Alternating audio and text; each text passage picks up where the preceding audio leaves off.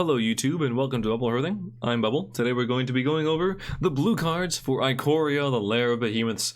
The set coming out very soon for Magic. Damn, really soon. That's why I'm trying to rush through these things. I say rush through. I just recorded the black review, which went just over an hour. So rushing is not really my strong suit here. I'm going to try to make these a little bit faster because I need to sleep. You need to also do your own thing. If it's late at night, you need to sleep. Who knows? Who am I to judge? You do you. You know what? If you're watching, thank you. All right, so we're going over the blue cards. This artwork is beautiful, by the way. Seb McKinnon nails it like every damn time. Okay, without further ado, I'm all suited up. I just like blue. I'm wearing this for all the reviews. Let's go. I know, unfortunately I have to cover this up a little bit, but okay. And I have to cover it up with an ugly card too. Aegis Turtle. Although the artwork is actually fine, I like it. But 1 mana for a 0/5. I'm going to be, by the way, I'm going to be taking a look at these things in respect to constructed, and standard in particular, and limited. I don't really know dabble much outside of standard. Unlimited, I'm okay. I'm okay with that. I have an idea for how cards work there. So that's how I'm going to be reviewing these, just so you know. And well, this obviously is standard 0/5. And it has it written on the card. It's a 0/5. The card is very self-aware.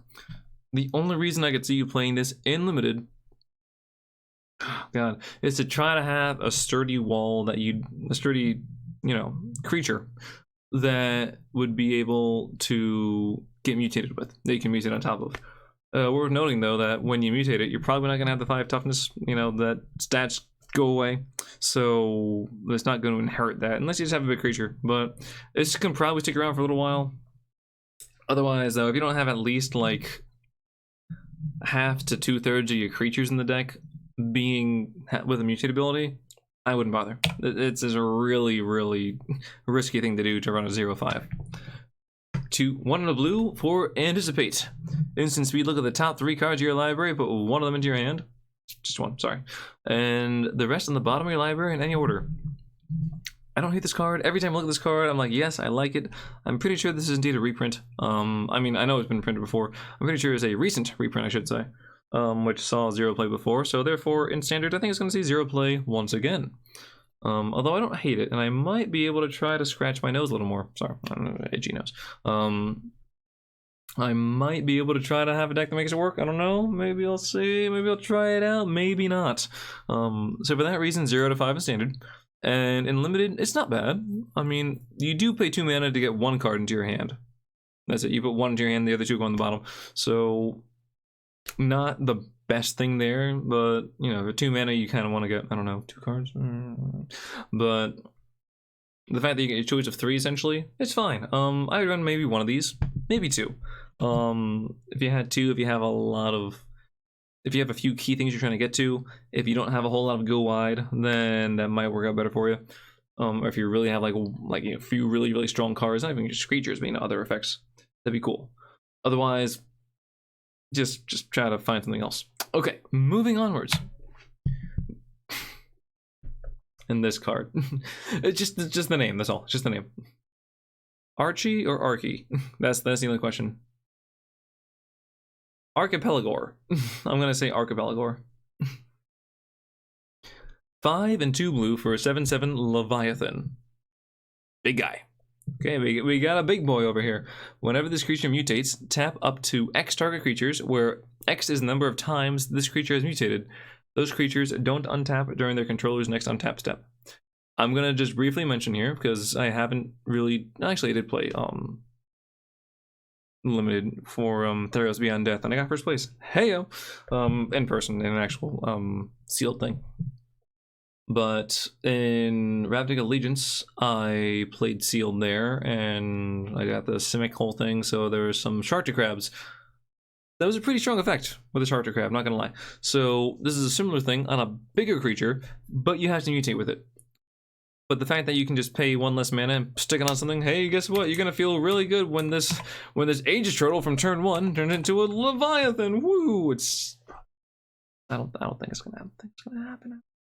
It's like not gonna happen. So in limited, in standard 0/5, it's not. This is not kind of a fact you're looking for a huge payoff. I'm gonna tap your creatures. Sleep was not a card that was played, and that does everything. in limited, how many times are you really going to be able to mutate into something? I mean, granted, if there's already a stack going on, you add this on top of it, then it works for each one of the stacks already, so that's going to be the ideal condition, or just play a big 7/7. I would definitely play one of these if you had it in the deck. Like, sure, if this is in your color, or one of your colors, whatever, then yeah, because it's a big creature, and it demands an answer. But if this is like, you know, kind of a stretch, don't stress yourself if you don't want to put this card in your deck. Don't work too hard. Moving forward, Avian Oddity, which is really all I can say about this. Is just a thing with a whole bunch of feathers. But guess what? It's not mutating. This is just how it is. It's just weird like that. I don't know. Flavor-wise, who knows? 3 and a blue for a 2/4 flyer with cycling for 2 and a blue. And when you cycle Avian Oddity, put a flying counter on target creature control.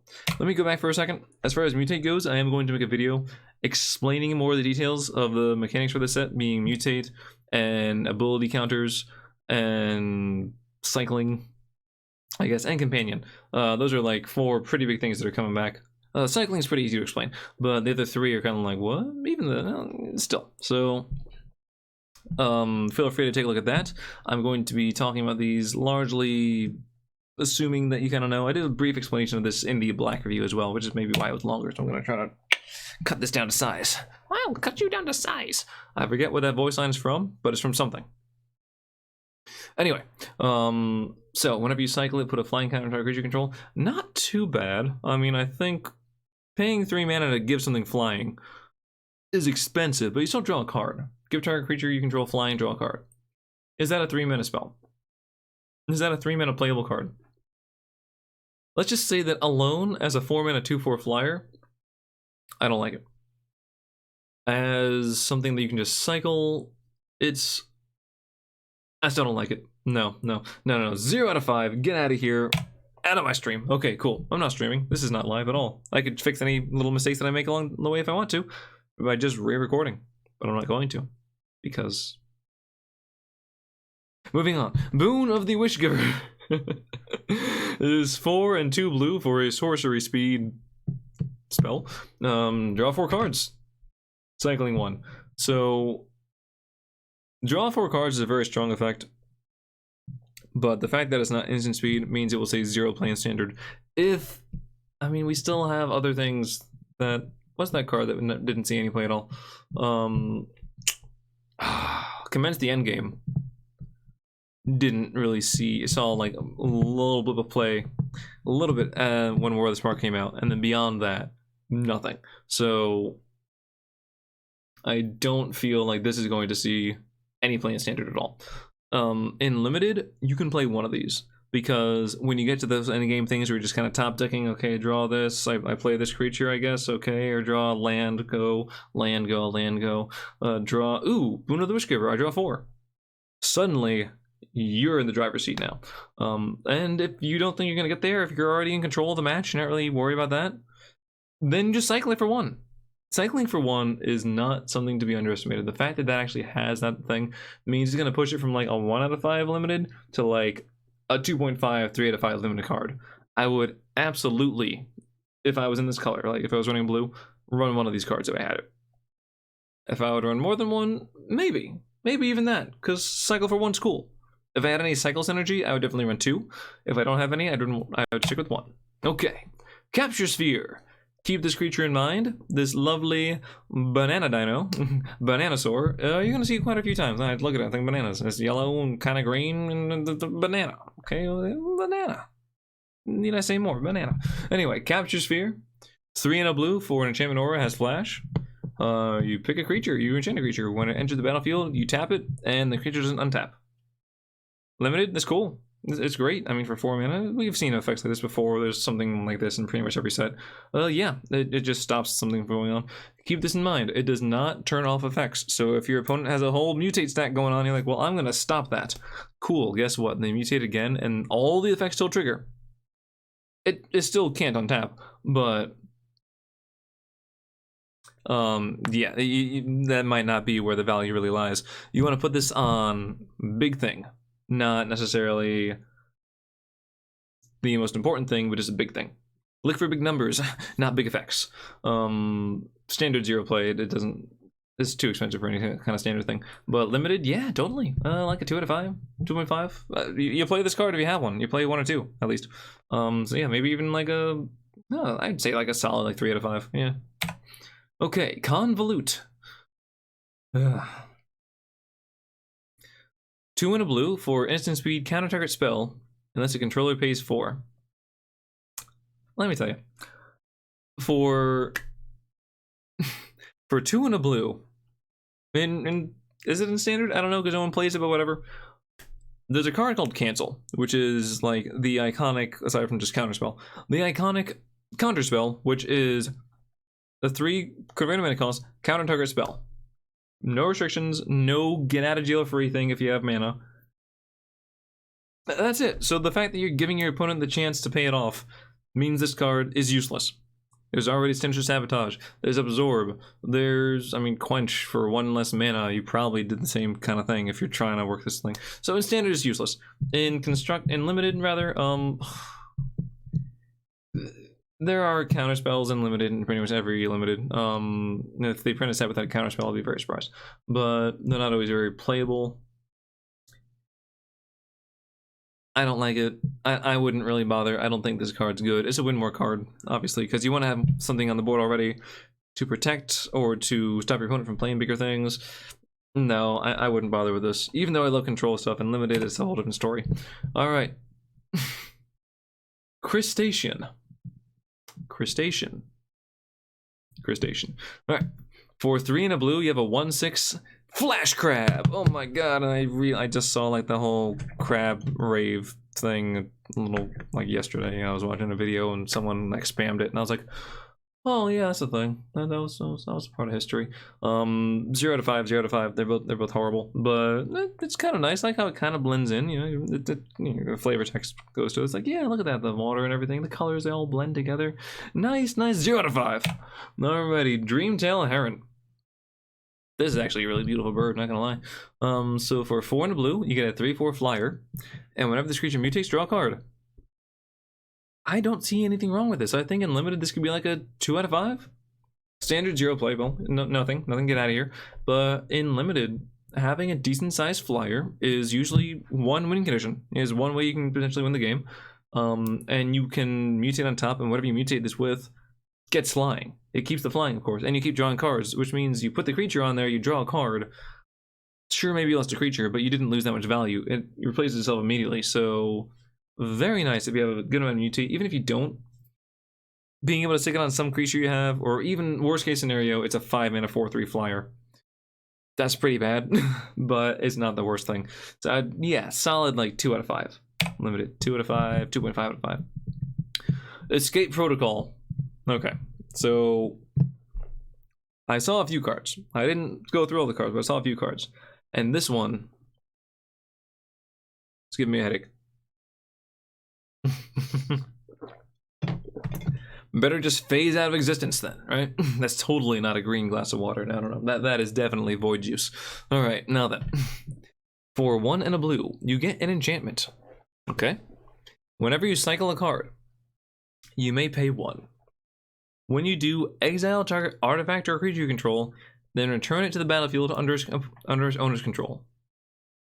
So you cycle, you pay, then you flicker. The fact where you exile something and return it to the battlefield is known as flickering. I don't know if it's because that's probably because there's probably a card called Flicker way back. I don't know, but that's what it's called. So it's a very, very strange effect. Okay, so full disclosure, I kind of have a love for the current Thassa. Original Thassa from back when, like, first Theros is the best Thassa, obviously. Oh my god, she's amazing. But this one now, where at the end of the turn, you flicker a creature. Oh, I love that. You do Agent of Treachery and maybe Risen Reef and Cavalier of Thorns. And it's all so good. And not Euro because then he kills himself at the end. But still, it's so good. So I really do like this kind of effect. The fact that you have to cycle to trigger it, though, are there enough cards of cycling that are decent that you could put into a deck like that? There are. There actually certainly are. And the fact that it does it immediately is kind of hard to come by, because Thassa and Charming Prince both, and there's probably a few other cards that might do it, but a lot of them have it exile and return at the end of the turn. Or it flickers right away, but it's all at the end phase. The fact that you can do this whenever is very, very nice. I feel like this can be a really sneaky little combat trick thing going on there. So I believe, and this, I'm going to go out on a little bit of a limb here. I mean, it's a cheap card to play in this cycling. I'm going to say this is... Oh, for the record, in limited, this is probably like a 0 out of 5. I don't think you can make this work, really. If you can, good on you. But most likely no. You either have to have a whole lot of mutate. I'll explain that in a second. With cycle, you already have to have a lot of cycle. You also have a lot of mutate, or you have to have a lot of enter the battlefield effects, which I don't really think there's that many notable ones. In constructed though, I'm gonna put this. Here we go. This is going to be my Hateful Eidolon, which I thought was going to be an amazing card, and I was horribly mistaken. 4 out of 5. I think this card is going to be up there. In, like, a tier 1, 1.5, maybe 2. I'm going to put in the top 2 tiers of decks. I think there's going to be a deck that runs this card that's going to make it work. And I want to be that guy. I'm going to try. It's uncommon. It's not going to take too many wild cards. I can do it. I have the technology. But okay, now as I was saying with the mutate, the way mutate works, just briefly in terms of flickering, you have a stack of creatures. I mean, say you have 3 mutated up in a stack, right? 3 things. If you cycle something, pay 1, exile the creature, and bring it back in, they all get exiled, but they don't come back in on a stack. They come in as 3 separate creatures. However many creatures there were, now they're each individual thing. Which means they each get their Enter the Battlefield effect if they have any. And now you just turn one thing, which only had 1 set of stats, with a bunch of, effects, into 3 things with stats and effects, and if you have any way to give it haste, which you do, I think Samet, which is a horrible thing from War of the Spark, it's not a great card, but there are plenty of Planeswalkers that have auras that give things haste or vigilance, maybe trample, I don't know, lifelink, sure, but just keep that in mind. Flickering a stack breaks it up and spreads out all your creatures now. And that's where I think some things are going to go wrong, in the sense that this card might be busted. Okay, there we go. There's my nose. Wow, scratched it again. A little too hard this time. A little aggressive with the scratching. Okay, but there's the thing. There's my shot. Shot me. I don't know what I'm talking about. Anyway, there's my bold prediction. Okay, cool. Facet Reader. Pay 1 and a blue for a human wizard that is a 1/2. Pay 1 and tap it to draw and then discard. 0 play in standard and probably 0 play in limited too, just because it's too weak. This effect is known as looting, by the way, named after a Merfolk looter, where you just tap it and you draw discard. You have to pay 1 to tap and draw discard, so it's worse than Merfolk looter. Oh my goodness. Yeah, like that's relevant. But anyway, no, I don't like this card at all. It doesn't even have the potential benefit that at least is a cheap creature you can mutate, so because you can mutate with because it's a human. So no, get out of here. There's better ways to draw. This isn't a card you want to play. Leave. Frostlings. Hey, there's a reprint. Oh my goodness, this cat keeps showing up everywhere. It may only be in 2 sets. It's possible this is only in 2 sets, but I don't care. It's everywhere. 3 mana 2/2. When it enters the battlefield, tap a creature and put on controls. That creature is untapped during its controller's next untap step. This is cool. Like a 2.5 out of 5 limited. Yeah, totally. Like you just get to pick whatever creature. It could be the big guy, and then you swing in. Maybe that was the one thing that there's usually like 1 or 2 big things that are in the way. If you were on the aggressive side, you swing in and you get some damage through, and then it's still tapped, and you can potentially swing in again. Standard 0 play, but yeah, maybe in limited it's not too bad. Is it an elemental? It is. Oh, that's nice. It's still 0 play in standard, but it's nice.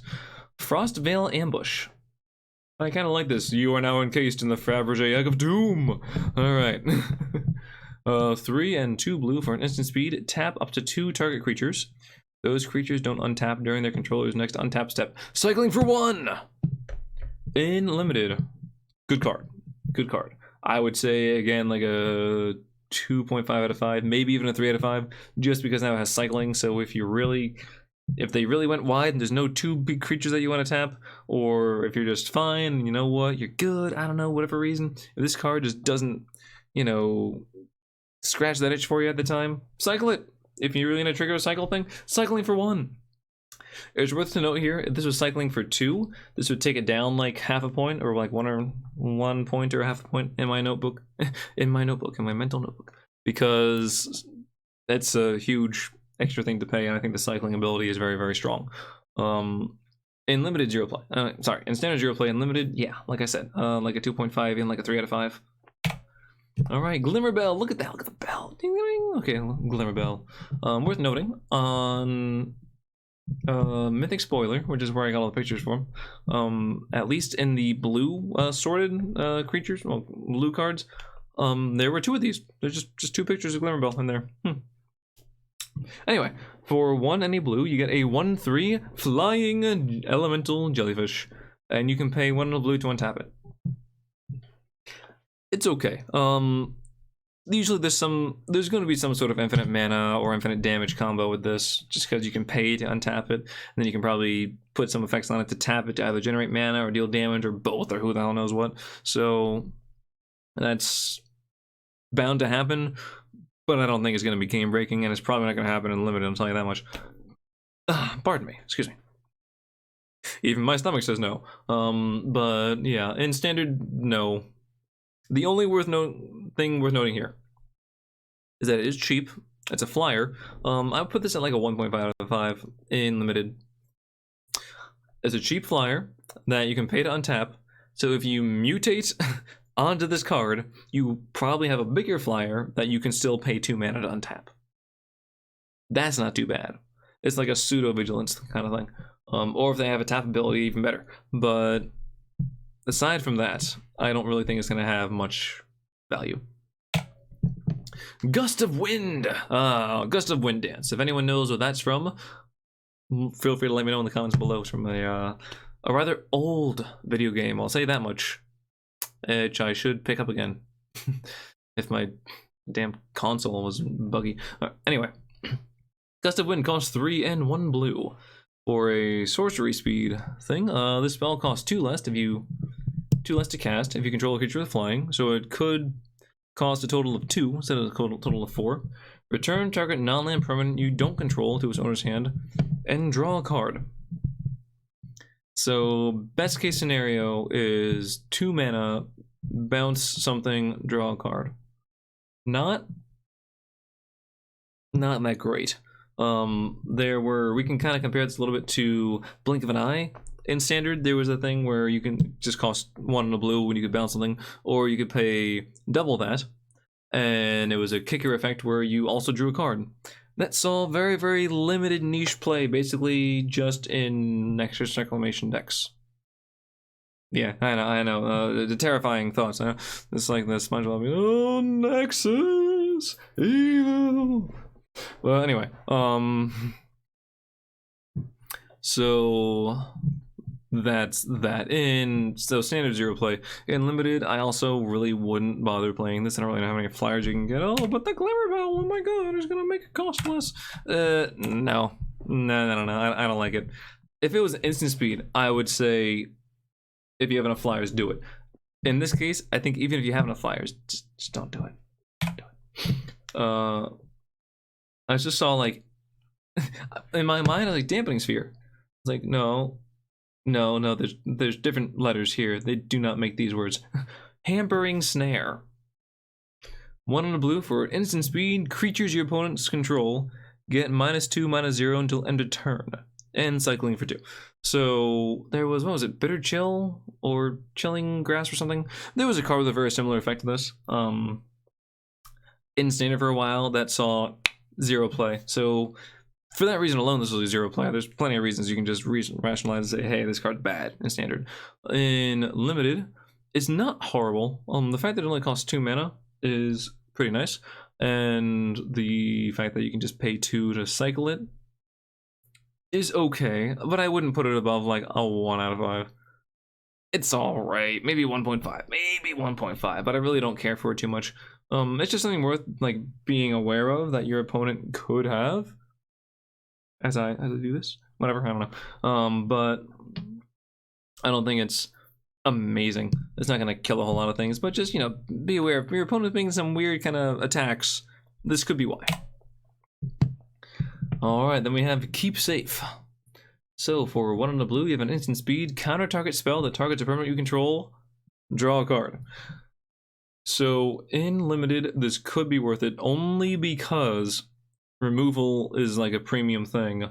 So the fact that this replaces itself and it costs 2 mana is cool. However, in standard zero play, you'd rather just run negate if anything, because the spell is going to be a non-creature spell. It's just, that's what it's going to be. You can just straight up counter it, and it doesn't even have to target your things. You can just counter it. There's so many things in standard that do not target things exactly. Oath of Kaya doesn't actually really target. It wouldn't work against that. Elspeth Conqueror's Death, huge card. This does not counter it. Do not get that confused. It's like an effect of the card after it's already hit the battlefield, but on the stack it doesn't have any effect except for putting those cards into play.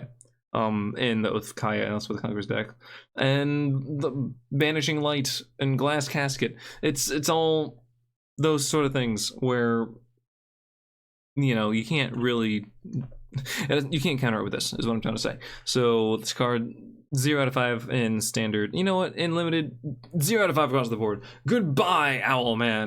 Okay. Mystics of Duel. 1 and a blue for an aura. Flash on a creature, and it gets -2/-0 and loses all abilities.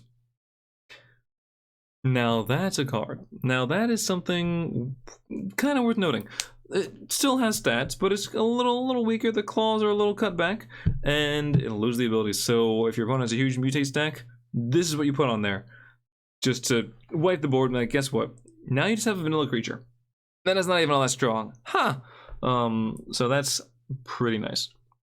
It's nice that actually adds the thing there, mutating onto the creature won't give it new abilities.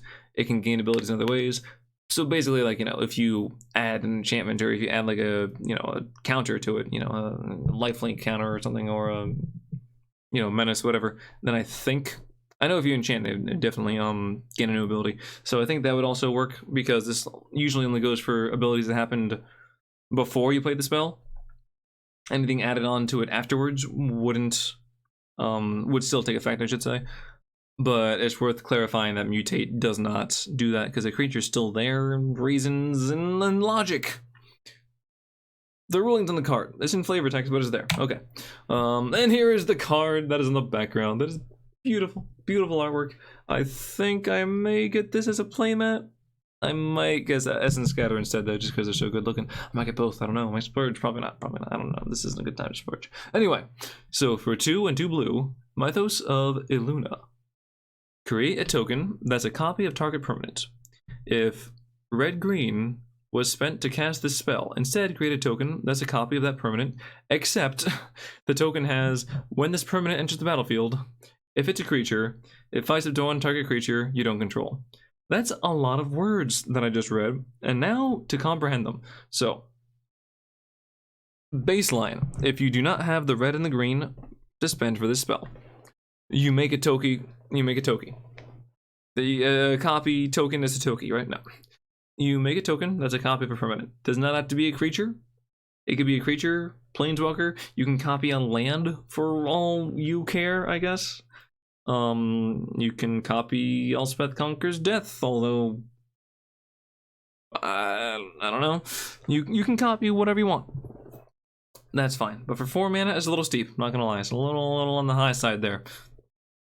If you do go the extra mile and put that green mana, put that red mana into the spell, and you invest in it, then if you target a creature specifically, you get a payoff. If you're not planning on targeting a creature, it's useless. You just had the colors in there and it's not doing anything. Whatever, goodbye. But if you do look like you're made of metal, then you might want to change some of your camera settings. Because that's what it is. I'm definitely not a machine. No.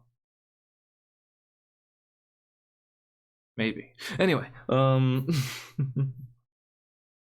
So if it's a creature, you get a fight effect with it. I don't think that for all this mana is worth it, because what you're going to want to do usually is either you have a big creature, cool, why are you spending 4 mana on this kind of thing? You just should be trying to make bigger creatures.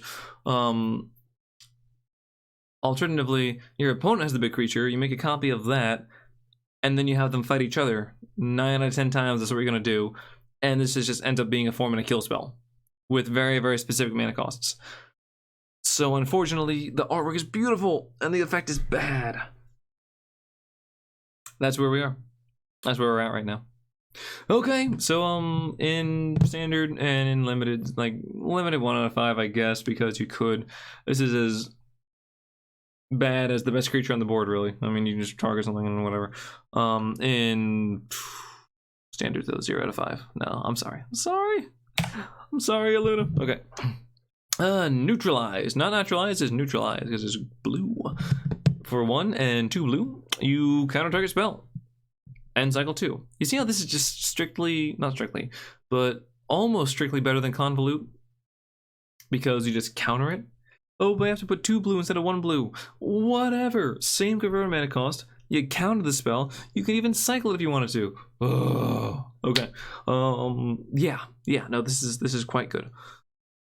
I can even potentially see this seeing some play in the standard, particularly in best of 1. Like I say, with any kind of cycling things, it's usually best of 1 formatted. But even not necessarily best of 1 sometimes, though. Because here's the case. Your opponent plays Teferi. There you go. They had to say more. You can't counter anything anymore because they have Teferi, unless you have some removal for them. If you don't have a way to remove Teferi anytime soon, cycle the card. There you go. You can still cycle it. It still works. You can still look like you're from Terminator 2, occasionally at the right angle. So there you go. So in standard, I'm actually going to give it like a 1, maybe 2 out of 5 standard. In limited, 1.5 out of 5. Not as good. Control decks in limited don't really work so well, usually. That's just the only reason why. Otherwise, that's a good card. I like it. Alright, of 1 mind. 2 and a blue for a sorcery. This card costs 2 less to cast if you control a human creature and a non-human creature. In this case, that's fairly specific. Draw 2 cards. So, best case scenario, you fulfill the requirement, and it's 1 mana draw 2. 1 mana draw 2 is amazing. You know, people love to play, you know, opt occasionally, preordain. I mean, that got banned. Serum Visions is the fixed preordain because of the ordering of it, which is, for the record, is you scry 2 when you draw 1 for preordain. Serum Visions is the same thing backwards. You draw 1, then you scry 2. Because being able to go 3 cards deep on like the first thing is like insane for 1 mana. Anyway, if you're able to fulfill the requirement, this card is amazing. At worst is Divination, which Divination is just pay 3, draw 2 cards. In limited, that's an okay card effect. You would still run that. It's like a 2 out of 5 kind of thing. I would give this like a 2.5 out of 5 in limited, just because maybe you can make it work. If you have a deck that can fairly reliably make it work, that's that right balance of human and non-human creatures, then easily a 3 out of 5. Even like a 3.5, if it can work, because 1 mana draw 2 is very, very strong. In standard, I don't like it though. Sure, you can try to make your deck work. That's where you can really put your deck together and build it with the cards you want to, and have your humans and have your non-humans and have your of 1 mind. Don't like it. I think there are other things you can do that are just better. I would almost rather either just run opt and, you know, only have the 1 card, but you still scry 1, so you kind of go 2 cards deep if you need to. Or Chemistry's Insight. Instant speed is nice. Moving forward. Oh, hell, just run Omen of the Sea, scry 2, draw a card. Right? Could potentially go 3 cards deep if you wanted to. And then you can still have the effect lingering where you can sack it and scry some cards. Ominous Seas! I've been playing Sea of Thieves recently, and this hurts me. It gives me, like, vibes. What kind of vibes? I don't know. I was gonna say Kraken vibes, so like, it does make a Kraken, but this isn't what the Kraken looks like. This is just like jagged, toothy rocks or something. Shark vibes, yeah. Vibes. We're vibing here, folks. That's what we've been doing for the last few weeks. We've just been vibing. Animal Crossing much. Anyway, for 1 on a blue, you have an enchantment. Whenever you draw a card, put a foreshadow counter on Ominous Seas. Then you can remove 8 foreshadow counters from this card and create an 8/8 blue Kraken creature token. Excuse me. Worth noting, it doesn't cost anything extra to put the counters on there. You don't have to have any extra costs to remove them. And also, very worth noting, it does not sacrifice itself, meaning you can make multiple Krakens as long as you just keep putting counters on it. You can keep filling the requirement. This is going to hang around. And there's the fact that it cycles too. Basically means you play it on turn 2 if you get it, and you play it in at least 8 turns, you make an 8/8, which is a long time, certainly. But if you have any other cycling in your deck, any other things, you speed it up. Now it's 7 turns, now it's 6 turns, now it's 4 turns because you do 2 cards. Yeah. And if you draw some during your opponent's turn, even better. Like, I actually really do like this card. And the fact that it also kind of fuels itself if you have multiples of these. Maybe you don't want to play 2 of them, make 2 Krakens. Maybe you really need that one real fast. Okay, I'm going to play 1. I'm going to cycle this other one. I'm going to cycle some more things. I think this is really, really nice. In Limited, I'm going to have like a 3.5 out of 5. I think this is really quite good. In Standard, no. Reason being, it's a token creature. So Teferi kills it for free. Any kind of balance effects kill it. There's not a whole lot of balance aside from Teferi, which is just Teferi. Because Teferi exists, so this card's bad. It takes a little too long in Standard. This format's a little faster to establish a board. And cycling is nice, but it's just not really what we're doing. There are better things to do on turn 2 with blue mana. So yeah, in Limited though, oh yeah, oh I like this card. This guy's nice. All right, moving forward. Phase Dolphin. I don't know what that was supposed to be sing-songy to, but Phase Dolphin. All right, 2 and a blue for a 1/4 Elemental Whale. They do not currently have Elemental Porpoise. So whale's the best we got, and you're gonna like it, or not, you know, do what you're gonna. But you are, but you know, I don't want to be shoving. Anyway, whenever Phase Dolphin attacks, another target attacking creature can't be blocked this turn. So this card has to attack in order for something else that you also have to attack with to get through. Yeah, I'm gonna give this like a 1 out of 5. This isn't that good. 0 out of 5 constructed, 1 out of 5 limited, because it has to get into the red zone there. It has to get in that area of danger, you know, where it's like maybe you get 1 attack through if you're lucky. I mean, sure, maybe your opponent just has a bunch of like 3/3s and like, well, I just attack with this for free basically. I can't block with it though. I'd rather block a 3/3 than attack with a 1/4. It just gets blocked, and then you get your 1 creature through. Woo! If it doesn't have like if it doesn't have a huge stat line or a really good like on hit effect basically, then you didn't really win that. Then you're not doing it right. Polywog Symbiote. Yes, the Polywog. The mighty Polywog, which that's a frog, it makes sense. Alright, for 1 on a blue, you get a 1/3. Stature okay, cool. Each creature spell, the spell came after the creature, you cast, costs 1 less to cast if it has mutate. Worth noting that you don't have to mutate the card, but if it has mutate, it's cheaper. Cool. Whenever you cast a creature spell, if it has mutate, draw a card, then discard a card. Guys, it's not bad. It's not bad. It's not great. In fact, in Standard, this is going to see about that much play. In case you're not really looking, that much is 0. You're going to see 0 play. What they like to refer to as the goose egg. There is an egg in this set. It's a mysterious egg. Might be a goose egg. Who knows?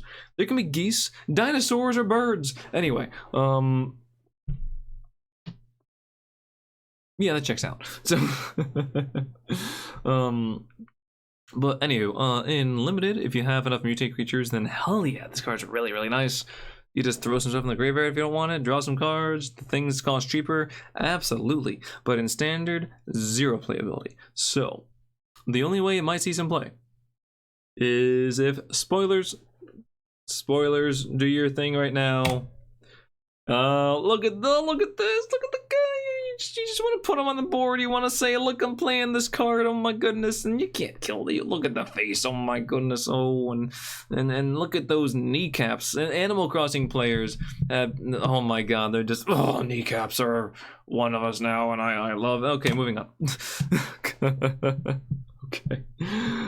Oh god, man. Then we go to this card, which is just, guess what?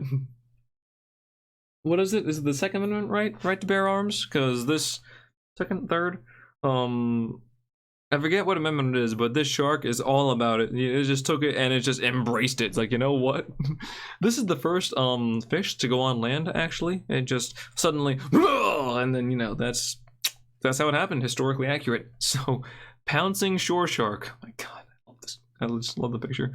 Costs 4 and a blue for a 4/3 flash shark beast. Whenever this creature mutates, you may return target creature an opponent controls to its owner's hand. And you can mutate it for 4. The flash is very nice, so you can just throw it in there. Of course, in order for it to get the bounce effect, you have to mutate it. So for 4 mana, you stick it onto something and you bounce something else. Pretty cool. I could see this possibly more often just being played as a 5 mana 4/3 flash.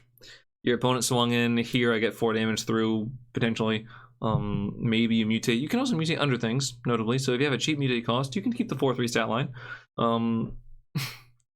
Standard 0 play. Limited, I would give like a 2 out of 5. Maybe even like a 2.5 out of 5. I think it's okay. I like the flash. Flash is really what does it for me. If it was just like as it was, no, get out of here. But flash is a flashy shark. That shark's quick.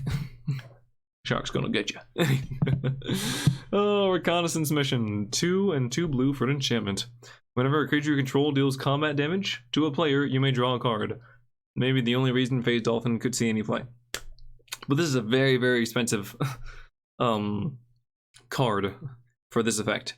Now it has Cycling 2, which is trying to redeem it, but it's not redeemable. 0 out of 5 both formats. There we go. It's, unless you have some more cycling synergies, like cards that actually get more valuable when you cycle things, then you could potentially do that. But otherwise, if you're getting damage through, you should already be winning. You should already be doing pretty well. Unless you're just like, well, okay, I'm gonna pay 4 mana, attack with all my dudes, hopefully like 1 or 2 of them get through and get me the answer that I need. No. That's not the game you're playing.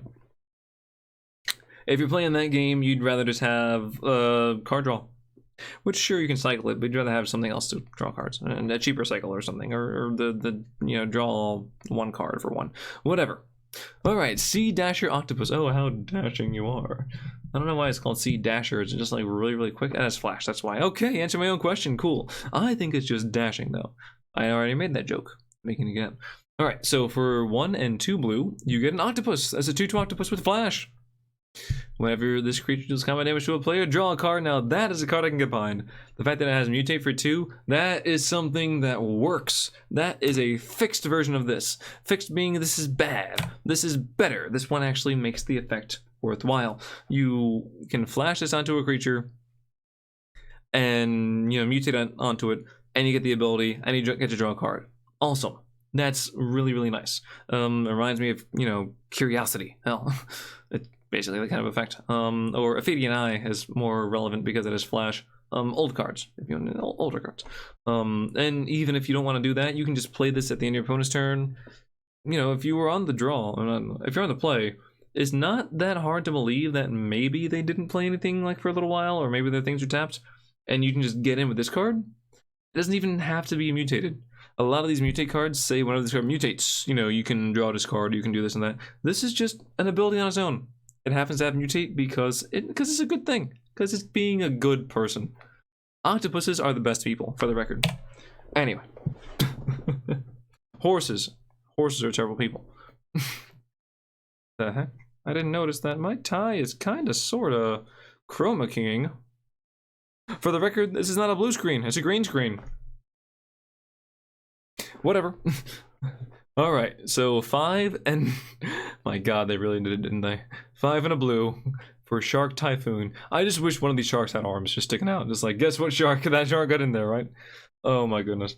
It's an enchantment. Whenever you cast a non-creature spell, create an XX blue shark creature token with flying. where X is that spell's converted mana cost.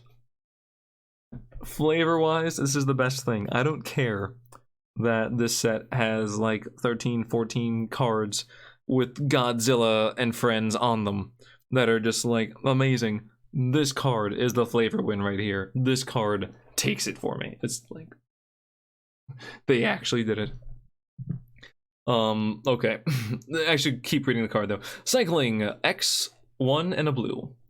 And whenever you cycle this card, create an XX blue shark creature token with flying. So this is nice. So consider you cycle this. It's very, very similar to like a Hydra Crisis, but in stat wise. But it has flash. So it doesn't have trample, and you don't draw cards and gain life. So in that sense, it is nothing like a Hydra Crisis. No, but it's just a good way to think about the damage that you are going to put out there. So however much mana you tap, you're going to get 2 less as your stats. So you tap 6 mana to play this, to cycle this thing, you get a 4/4. Or if you just play it, then you play it. And if you get this to resolve and have a decent number of non-creature spells, this will win you the game, obviously. You just start throwing out big flying sharks, which is like an amazing way to win a game. In Limited, I think this card is actually very, very nice, because there are a decent number of higher cost non-creature spells that can work, that can just make things happen. So, hell yeah.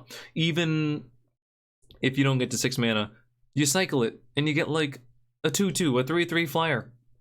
Nothing wrong with this. Nothing wrong at all. So, yeah, hell yeah. In Limited, I'm just going to go ahead and say like 4 to 5 Limited. You have to work around it a little bit, you know, but it's never going to be a bad card, I feel. I feel like it's always going to be a good card for you when you draw it. In Standard, there are better enchantments out there that just give you better effect. There are better things to play for 6 mana, I should say. Like, more impactful things. But damn, that's hilarious. And I kind of want to play it just to have the army of flying sharks. Just to assemble the, can I say this copyright? Sharknado? Oh my god. Sharknado. Shia LaBeouf. No, sorry, wrong guy. Yeah, okay. But yeah, in Standard, I think it's going to be a 0 out of 5. But I want to play it just for the lulz. Alright, what do we have here? A startling development. I don't actually know what I'm looking at right now. Something, there's like birds, but then there's like a snake. I don't know. 1 on a blue, instant speed. Until end of turn, target creature becomes a blue serpent. Okay, a bird became a serpent. Gotcha. With base power and toughness 4/4. Cycling for 1. In Limited, this is cool. This is fine. The fact that it just makes whatever you want a 4/4, which probably is a pretty reasonable combat trick, is awesome. And these you can cycle it for 1. Awesome. Fantastic. And it doesn't like do too much, so it doesn't get like summoning sick. I'm just gonna wipe that off there because I just noticed some dust on top of the monitor and I didn't like that, so I'm gonna wipe the dust away. Just wipe it away. There you go. There's your ASMR for the day. If you even heard that at all, then there you go.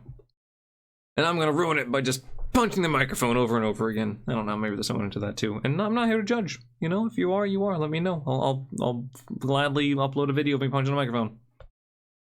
Well, unless it damages the microphone, in which case, then you know, you do your own thing. Anyway, Standard 0 play, but in Limited, yeah, I would play like maybe 2 of these. I see nothing wrong with that. Unfortunately, it's set at a 4/4, which means it's really just a mid-rangey kind of card, but it could still be a combat trick. Hey, you know, you think I'm attacking with this 1/1, you let it through. Surprise, it's a 4/4, and I get 4 damage through, and oh no, now I win the game, but I'm winning, so hooray, you know, oh no for you. Alright. I believe this is the last one thing. Oh, no, there's more. Oh my goodness, what have I done? I've spoiled things. Okay, so I've done things out of order. Thieving Otter. Now, I realized you could probably just take this and just, like, chroma shift it or whatever to brown, and the gills are still kind of there, but just be like a regular otter. But blue otters are so nice. Oh my goodness, I love this guy. I love the blue otter. You have 3 mana for a 2/2 otter. Whenever Thieving Otter deals damage to an opponent, draw a card. That's just adorable. Look at this thing. Oh my goodness, I love it. And I love the flavor text too. You're telling me we spent a year securing the sanctuary against pterosaurs, ram beasts, and night fangs, and we were robbed by what? And we were robbed by an otter? Oh yeah, no, they're vicious. No, they go for the eyes. You remember you saw Zootopia? They're predators. Anyway, Mr. Otter just went crazy. Anywho, though, in limited though, the standard limited, this is like a 0 out of 5. This is not actually very good, but if you just want to play it and hope that your opponent can't kill it just because it's too damn cute, then you know what? You do you. Good luck. I'm rooting for you. You have my support. And Voracious Great Shark! Oh my god, this is what I look like when I wake up in the morning. Oh, the sun is in my face. Anyway, yeah, and okay. 3 and 2 blue for a shark. For a 5/4 shark with flash. When it enters the battlefield, counter target artifact or creature spell. Just, I know it costs 5, right? But it's a 5 and a 5/4 with flash. In limited, that's like at least a 3 out of 5 right there. Just because flash, surprise! Surprise, motherfucker. And now we are demonetized. I don't know if we were ever monetized, we weren't, so who knows, who cares? But now I can put down this video for adults only because I cursed. Oh no, the children. Anywho, though, let's get to the fact that you can also use that as counterspell. Are you serious? It has to be against artifacts or creatures. In theory, I guess it just eats them. That's the flavor here. See, it's flavor because it's eating and it ties into a bigger joke. Man, it's Jaws. It's literally Jaws. But damn. Like, this is... I'm just gonna say 5 out of 5 limited. 5 out of 5 limited because you counter your opponent's creature spell and you make a 5/5. 5/4 rather. This is great for 5 mana. In standard, I think the Simic Flash, you know, market, I don't know, range is already pretty saturated with cards. I don't know if they would actually run another flash counter. Maybe they would though, but at 5 mana it's kind of steep because they usually want to get all their stuff pretty cheap. Like, you know, 2, 3, and 4 are like really other spots where they want to keep things. 5 is kind of pushing it, but maybe they'd have a little flex spot here, like 2 of these in there. If they have to specifically get rid of artifacts, the fact that it's also limited to creatures and artifacts is very specific, but maybe they'd be like 1 or 2. This might see some play in standard. Because of that, I'm just gonna give it like a 2.5 out of 5 standard because it could see some play right there, and the level of play it could see is significant. And limited, hell yes, all the sharks are yours. We're still going. Wingfold Terran. No, there's a P there. Pteran. There you go. Nailed it. 5 and a blue for a 3/6. That might fly. I know it's in the air. I know it have wings, but it might fly. Enters the battlefield with your choice of a flying counter or a hexproof counter on it. In standard 0 out of 5. In limited, the fact that you have to choose one is pretty bad. I guess you can adapt onto something, and having a creature with hexproof that you can adapt onto, not adapt, you mutate with, is very strong because all the removal's gone. You're limited to killing things with combat or sweepers. I don't really think we have any sweepers right now. There's potential to kill something very, very nearly with like some kind of sweeper, but hexproof is very, very good. A 6 mana 3/6 flyer is very, very subpar. So for that reason, I'm gonna give it like a 1 out of 5. Unless you have a decent amount of mutate and you can slap it on there, hexproof, and then go. It's really expensive for what it's doing, so I don't really like it. Wingspan Mentor, are we? Okay, that's the last one. Whew, we're gonna do slightly better than an hour. Under an hour, here we go. Wingspan Mentor, 2 and a blue. 1/3 human wizard. Enters the battlefield with a flying counter on target non-human creature you control. You can pay 2 and a blue and tap this and put a +1 counter on each creature you control with flying. This one's actually pretty damn nice. The other mentors that I saw before was like give other effects or whatever, not too great. Flying is a very, very strong keyword to have, very, very strong ability, because it is evasion. It means that, you know, you kind of get around things. There is now a subset of cards that can kill you. Instead of just all creatures, it's flying creatures. And slightly more spells, because there are things that only target flying creatures. But still, it's a very nice thing. For that reason, I will give it a 2 out of 5 limited, 0 out of 5 in standard. And with that being said, we're gonna wrap this one up. Here we go. Those are all the mono blue cards in. Yep. Back to the troll. You know what? Let's take a look at this because artwork is beautiful. All the mono blue cards in Ikoria, Lair of Behemoths. Please let me know in the comments below what you think. If you agree, if you disagree, that's all good. Hey, you're allowed to have your opinion. I want to hear your opinion, so let me know. And we can make bets, you know, imaginary bets with imaginary things, or 3D printed thimbles that, you know, I bet one thimble. I don't know. It's a random little knick-knack I had around here. But yeah, I hope you enjoyed this. If you did, please feel free to like, comment, subscribe, follow, Twitch, things in the description. Good night or good morning, depending on where you are in the world. But as always, good luck.